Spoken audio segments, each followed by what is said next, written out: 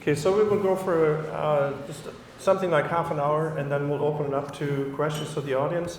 I do have to tell you that since we're recording this, question that you ask may be recorded, just so you know. It's a legal thing. Apparently the state is still at work, that we have to notify you about that. Bruce, the first question I want to ask you is this new scenario. I mean, this has never been done. True. And while you were talking, this felt a little bit like lifting this huge granite rock. Like how this has never been done in history, right? From what I know. Correct. So what are our chances of, let's say we wanted this, to actually accomplish this? Yeah.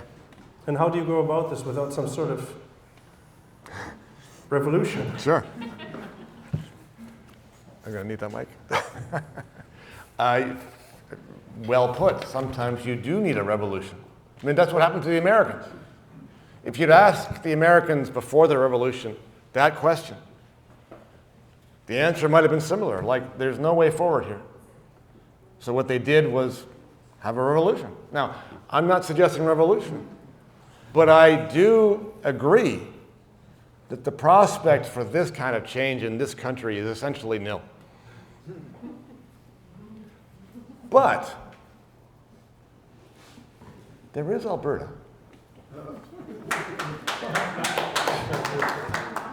Now, I'm not going to try and guess what the chances of that are either. I really don't know. I'm not from Alberta.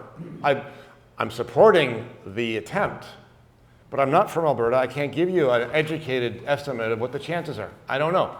But I do know this. In the case of Alberta, the chances are not zero. And that means it's the best chance going right now. And for me, that's enough for the time being. I have to ask this. In this new state of society, Yes. will there be more or fewer lawyers? Well, let's hope there are fewer. So one of the many sort of add-ons here that I didn't identify here is there should, so if the state is out of the business of using force to make laws to tell you what to do, then one of the many, many things that it can't do is tell you who can represent you in a courtroom. Meaning, you can choose anybody you like. Meaning, anybody can act as your counsel or your lawyer. That doesn't mean that people won't be trained in the law if they want to be, but it means now there's not an official professional designation that means you're breaking the law if you give advice. Everybody should be allowed to give advice. It is the job of the person who's getting the advice to assess the advice and see if it makes sense. So fewer is my answer. Okay. Well, I guess part of the problem is the legal situations and rules are so complex that we wouldn't dare, to represent ourselves. That's right. So there's a great quote. I forget whose quote it is right now, but there's a quote that goes, dying societies accumulate laws like dying men accumulate remedies. In other words, we have way, way, way too many laws. And that's one of the many signs of the fact that we are going down the tubes.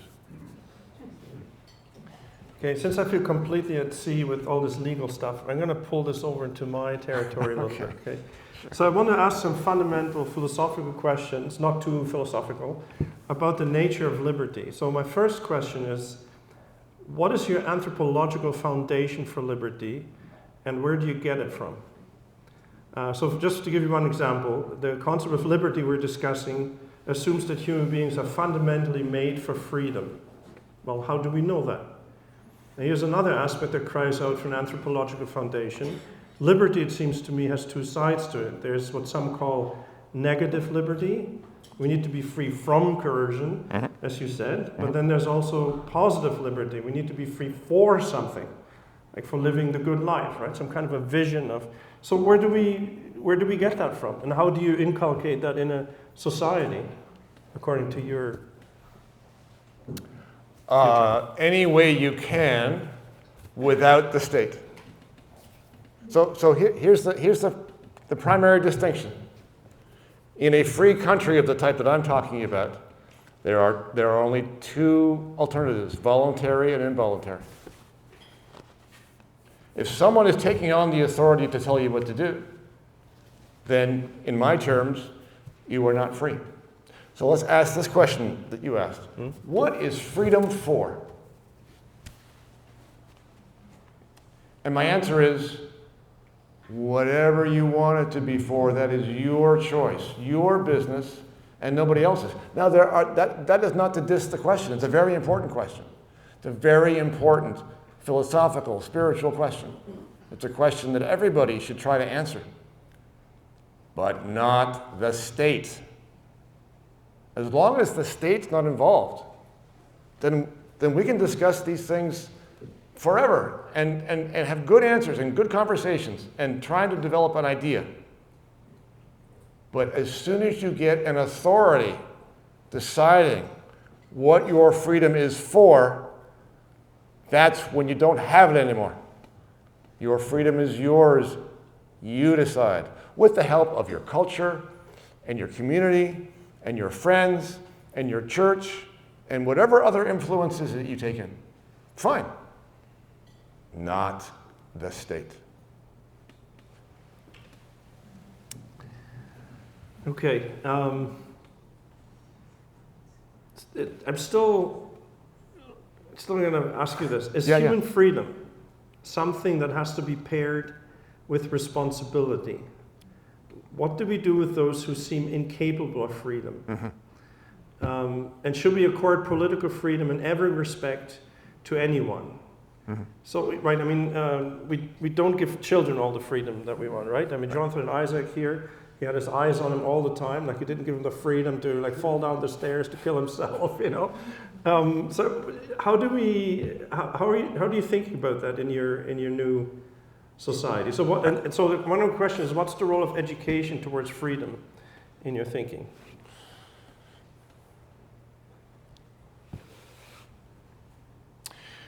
Well, children are always a problem.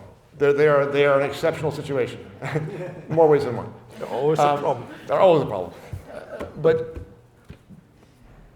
But I don't want to get distracted by the children case, because doing so obscures the issues with respect to the adult case. Let's deal with, if we can get agreement on the adults, then we can deal with the kids.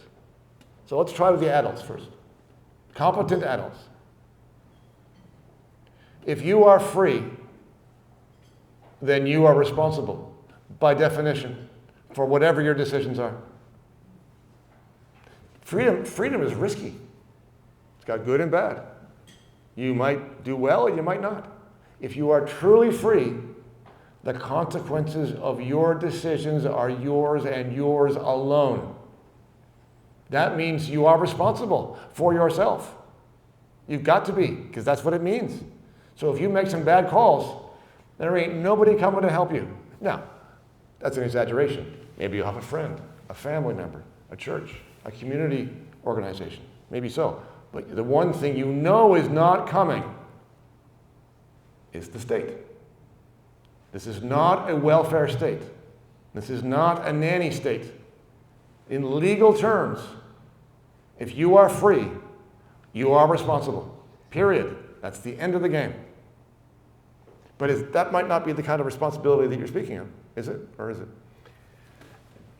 Yeah, that's a good question. I'm just wondering if in your liberalist view, the individual is kind of the standalone person. I just wonder whether there is not innately a sense of responsibility in us because we're social creatures. I mean, so you don't need the state in some way to make us accountable, right? I think in some ways that's what sets us apart from the animals. We're those who think of what do others think of me when I do this. Right.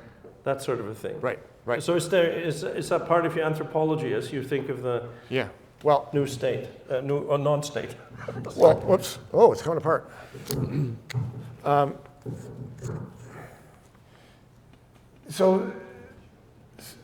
sometimes people come to this impression that what we are describing here is a society in which people are atomized individuals standing on their own, and that there are no groups, there are only individuals, and you must make your way through life alone. But that is not what I'm talking about in any way. There are going to be groups, there are going to be families, there are going to be communities, there are going to be religious organizations, there are going to be all kinds of cooperative situations in which you are dealing with your fellow human beings, because that's the anthropology of it. We are social creatures. But here's the kicker. Here's the key.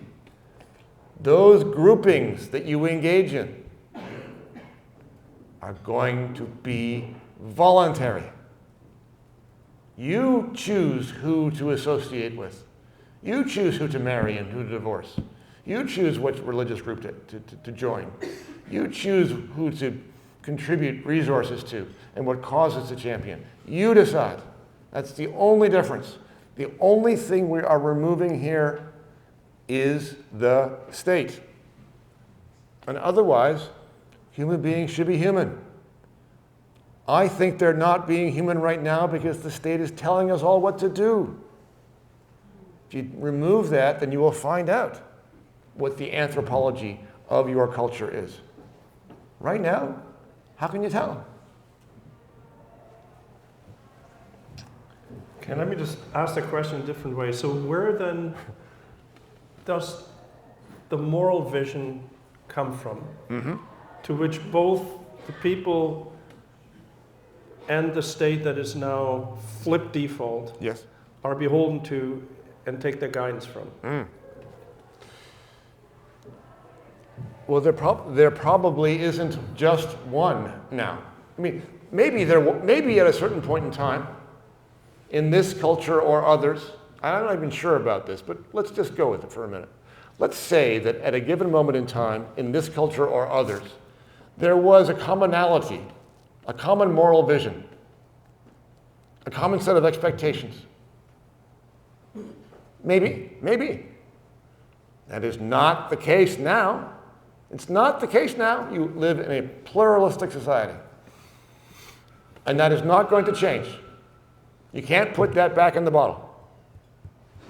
So there will not be a common moral vision. What you will get, though, is you will get the freedom to decide your moral values for yourself, along with the knowledge that nobody else will be able to impose their moral preferences upon you. Okay? So what you're doing is creating a space for the variations of belief to have their full expression, as long as that expression does not include forcing other people to go along. That is the one thing, that's the only thing you're not allowed to do. You're not allowed to use force to make other people agree with you. And otherwise, your morality is yours. So if morality is a matter of individuality, then you have the problem, at least metaphysically speaking, whether any of those moralities are any more commensurate with some kind of a natural law or nature, right, to which our human endeavors and human flourishing need to conform. Is there such a thing in your view or not? Because if not, then you're stuck in our individualistic construction of realities, and we have this competing pluralism that's not going to go anywhere. Or war. So I think it's possible and indeed important to hold two ideas at the same time. So number one, I think there probably is a proper morality, or a morality that I believe in anyway. So I'm going to believe that and park it. And on the other hand, I also believe that it's not my place to force everybody else to go along with what I think is actually true. I think that's actually true. But I know that everybody else has an actually true as well. That doesn't mean that morality is subjective. That means we can't agree about what the objective morality is. And in order for this society to be peaceful, we have to acknowledge that even if there is a correct morality, that we are not going to agree about what it is. And if you insist upon agreeing, you are going to get violence. And the alternative is let people believe in that absolute as they think best and leave them alone. It seems to me that at the heart of what you're saying, there was a sense of mutual respect and human equality. So in reading up for this time together, I came across an interesting line in Alexis de Tocqueville's classic work, Democracy in America, right, where he says, he thinks that the belief in human equality, which he was struck by in the United States, he knew as a scholar of the ancient world, because most of these people had read Aristotle, Plato, and so on. He said this notion did not exist in ancient societies. He says all the great writers of antiquity were incapable of imagining the concept of human equality. Rather, and I quote de Tocqueville, it took the coming of Jesus Christ to make people understand that all members of the human race are by nature similar and equal. And if you think that Tocqueville was kind of sketchy, Hegel said kind of the same thing, right? That people are equal, Plato did not know. True. Yeah, no, I agree that the origin, or maybe one of the origins of this idea is Judeo-Christian belief. Of course. And it's good to acknowledge that. And it's good to promote it, good to teach it, good to proselytize it, good to live by it. But politically, legally, so what? The substance is the same. The substance is this: the law must apply the same rules to everybody. Now, that might be a Judeo-Christian idea. Great, good. Thank God for that. Thank God we have it. But so what? Apply the rule, apply the principle. The same rules for everybody. Blind justice. I don't think we need to deny what the origins are in order to make the application of that a neutral one. Does that make sense? Yeah, I think so. Yeah. People can ask more questions. I'm just kind of, wondering if you're not assuming, but I mean, you just said, right? I mean, where those things come from. Because at the very minimum for this stuff to work, and you see this in ancient societies, I mean, prior to where we are now, we're kind of constructivists, right? We think we can make up our own reality. Mm-hmm. In the ancient world, the idea was, even with Plato's Republic, there is a reality out there to which human beings have to conform in order to flourish. There's an interpretation of that, right? And we need to approximate that as best as we can. But when you have a bunch of individuals in a pluralistic society who think they can make up stuff, and nobody believes that there is some kind of a logos, a reality, a rational pattern to which we can argue, wherefore we need to be able to dialogue towards that, rather than just beat you over the head with whatever rules, violence, or whatever, then none of this is going to work. Well, so let's just take an example of people making stuff up, making reality up, right? So we have the trans thing going on. And it's become very dangerous to say that a trans woman is a man, or to say that you believe in two sexes. Amy Ham lost her nursing license for saying just that. That's dangerous. That is somebody making up their own reality. But note what makes it dangerous, especially dangerous. It is that they have the force of the state behind them. That view is being imposed upon people who do not agree. Amy Ham did not agree. Her regulator, her nurse's regulator, which is a part of the state, said that she had performed professional misconduct. Okay? That will not do. Now, Amy Hamm's reality is that there are two sexes. Here's what you do not want. You do not want any state authority in the position of deciding what the truth is. Because if you do, that authority is likely to come to a conclusion that does not agree with you. So in a sense, it's a defensive posture. And it leaves you to decide what the truth is for yourself. Now, again, I'm not making the case that that means truth is subjective and you can make it up. But the test of the truth is how you make out with your vision. If you think there are more than two sexes and live that way, and things don't go well, now you got the truth. And that truth is on your own head. You said at the beginning somewhere that Western civilization is unraveling. Yeah. What do you mean by that? Briefly. I mean that for my money, the preeminent accomplishment of Western civilization is individual autonomy.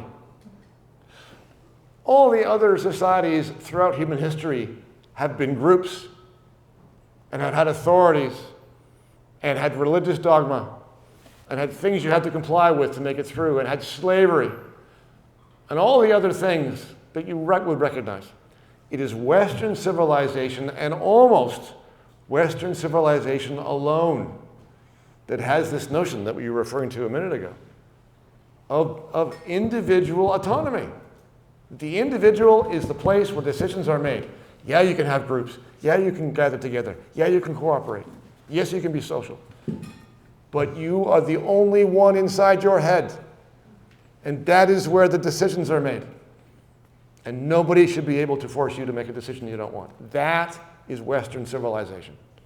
And that is what is unraveling, because that right is no longer to be taken for granted.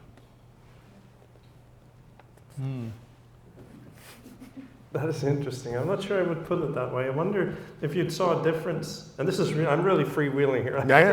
Whether you saw a difference between individual autonomy. Autonomous to me means a self-running machine. Like none of us is really autonomous. I mean, we depend on people, we depend on social relations, we depend on all kinds of things, emotionally, bodily. Yes. We're not autonomous in this kind of object sense. True. In that sense. True. I would love to say something like Western civilization, as the result of a gradual absorption of Judeo-Christian values, has at its heart human dignity, the irreplaceable value of each individual, which gives you individuality, but not, I wouldn't call it philosophically autonomy. Okay. Hair splitting, or? Perhaps. I mean, we don't have to use the word autonomy. We can use the word voluntariness, control, freedom, liberty, whatever you want. The point is, it's a question of who is making the call for you. I do not dispute in any way that all of us are subject to a myriad of influences, from our childhood and our educations and our exposure and our brain chemistry and our culture and our elders and our, so on and so on and so forth. When I say autonomy, I don't mean pure without influence in that sense. We're taking for granted all of these things. I only mean one thing, and that is nobody is holding a gun to your head. You are not subject to force to do things that for whatever reason you don't want to do. Those reasons are yours. Maybe you can pull them apart, maybe you can't. Maybe we don't know what our influences are. That's not what I'm talking about. As long as you are not being made with the threat of force, whether it's your neighbor or whether it's the state, you will wear a bicycle helmet, or we will fine you. If you don't pay the fine, we will prosecute you. That is not autonomous. That is the only distinction that I mean. What if we move from the bicycle helmet to helping the poor? So is there any role for the state in the flipped scenario, that would say, well, we will not leave it up to the churches, the individual charity organizations or whatever, because there will always be those who fall through the cracks. We want the state to take care of the poor, to make sure that the poor are taken care of, that the widows are fed, and so on and so forth. Is that then, in your view, already a slide toward statism? Yeah. Yes. That is not on. Not on. Why? Charity is good. Compassion is good. Valuable. Christian. This is not compassion. This is not charity. Okay, who is it that is being charitable? If you have a welfare program run by the state, who is it that is being charitable? Is it the state? No, because it's not the state's assets. Is it the taxpayer? No, because the taxpayer was made to pay the taxes. There is no charity in that action. The only charitable action is a voluntary action. Here's the thing. If you have a conviction, as I hope that you do, that the poor should be cared for, provided for, then you should do something about it. You, not your neighbor.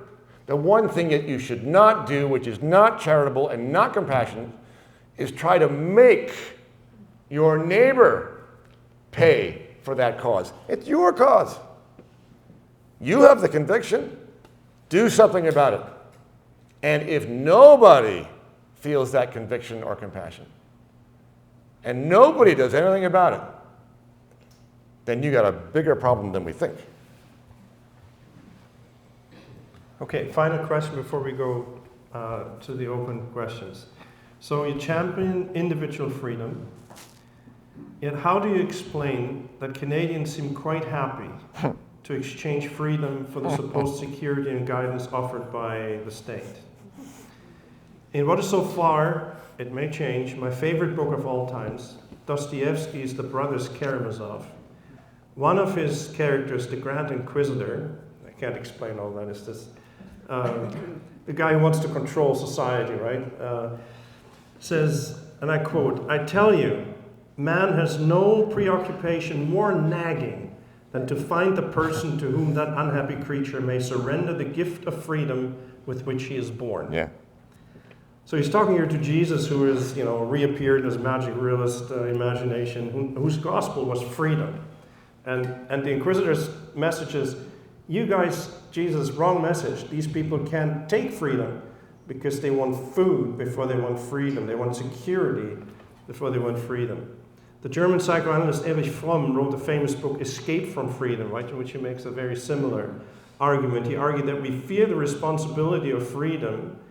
We feel almost exposed and naked if we venture out into free action, and therefore rather hide in a collective or we submit to government rather than risk freedom. Do you think that is true?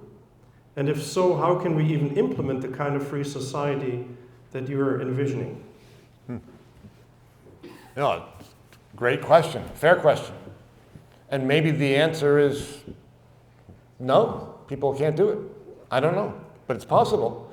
It's possible that people are not built to be free. But in a way, what I'm trying to do is call people's bluff. Because a lot of people say they want to be free, and they know they're not free now. So the purpose here is to describe what free would be. I mean, really, here's what it is. Okay? For those people who can't take that much, the response is, okay, well, then you don't really mean it.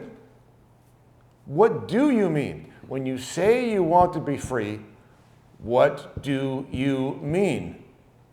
Because if it's not this, then you want some thing in the mushy middle where the government's not doing the things you don't like, but it is doing the kind of things you do like. You're happy to impose state force on your neighbors to do the things that you want them to do, but you're not willing to have the state force applied to you to do the things that your neighbors want you to do, right? this is hypocrisy. Let's call a spade a spade. You want to be free or you don't. And free means all of those things that you're used to in the Canada of today, the single-payer health care, the welfare state, all of the myriad things that the government does right now, that is not a free country. If you can't take it, okay. But let's be real. I'm still wondering like two things. Like one is, we are where we now. You always keep saying that we can't put this modern society back in the bottle. Well, so you have this echo chamber of social media. Yeah. And you have these tech lords of transhumanistic utopian fantasies that are billionaires. They have more money than Canada and the United States put together, and they can, they do stuff, right? They direct stuff. So how do we guard against that? And the other question I still haven't figured out, though you have kind of answered it, is in your vision, in this new society, it still seems to me that your notion of individual value autonomy rests on an ethos that we can't generate ourselves. Do you know what I mean? Like this is a grown ethos from the Judeo-Christian tradition. I would say the value of the human, of dignity of the individual, the respect for the person, of dialogue, and without a minimal consensus that you can't constitutionally demand or enshrine. You can, but it needs to be in the people. Like it needs to be in the spirit of the people in a minimal way, and that can be legislated. Like that has to be brought about, which would be the task of religion, the churches. And since not every religion is the same, you can't just say, well, let's just have the individuals decide. But what's your alternative? That the better society would be the one where the Ten Commandments are at the basis of everything. Something like that. Enforced by the state? No. Oh. No, it can't be enforced by the state. Well, in that case, we have no disagreement. Okay. Well, in that case, we completely agree, which is brilliant, which is where we always meant to end up. Bruce, thank you very much for my pleasure. Thank you. coming to us, speaking to us. Thank you for your questions. And please take the last 20 minutes or so. We have to vacate by 9 o'clock in respect, again, so this Judeo-Christian notion, to the staff who want to leave by 9. Let's vacate the building at 9, and thank you very much for coming, and have a safe trip home. Thank you.